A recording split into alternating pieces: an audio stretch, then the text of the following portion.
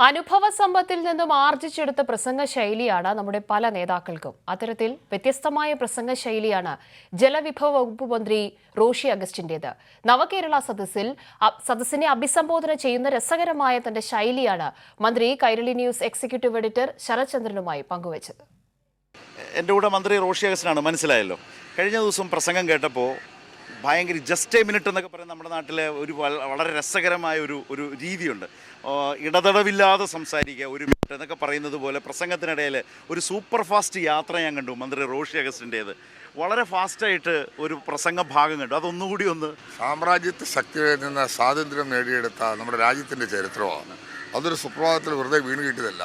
വെള്ളക്കാരുടെ, കൊള്ളക്കാരുടെ, ഖജാഞ്ചിമാരുടെ, ദിവാഞ്ചിമാരുടെ കീചകിരാത ദുരിതകര ദുർമോഹ കെടുതിക്കെതിരെ അടിവെട്ടിന് തെട്ടും മുട്ടും കൊണ്ട് മൂരാച്ചു ഭരണം മുടിയണമെന്ന മുദ്രാവാക്യം വിളിച്ച ഹോര ഘടോര മൃഗീയ മർദ്ദനങ്ങളുടെയും ത്യാഗോജ്വലമായ ആത്മത്യാഗങ്ങളുടെയും നടുമത്വത്തിൽ നമ്മുടെയൊക്കെ പൂർവികർ നേടിയെടുത്ത പാവന പവിത്രമായ ഭാരതത്തിൻ്റെ ജനാധിപത്യവും സ്വാതന്ത്ര്യവും, ആ സ്വാതന്ത്ര്യവും ജനാധിപത്യവും സംരക്ഷിക്കാൻ മതേതരത്വത്തിനുള്ള പ്രാധാന്യം വെളിപ്പെടുത്തുക.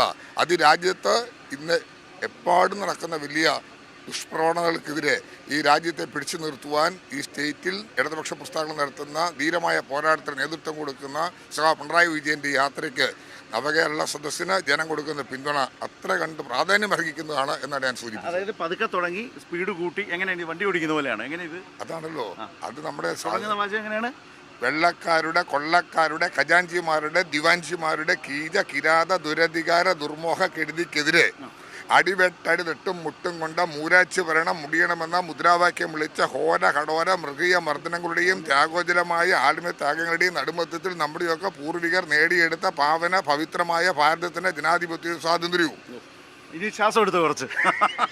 അതുപോലെ തന്നെ ഈ സ്ഥലങ്ങളുടെ പേര് വളരെ വേഗതയിൽ പറയാനോ അതെങ്ങനെയാണ്? ഈ പഴയ ഈ കാസർഗോഡ് നിന്ന് യാത്ര പുറപ്പെട്ടത് കാൽനട യാത്രയായിരുന്നു അല്ലേ?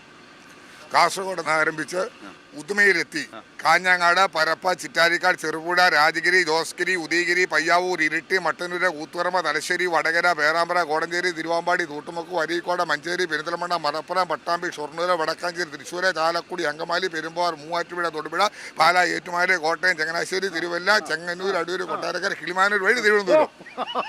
Thank you.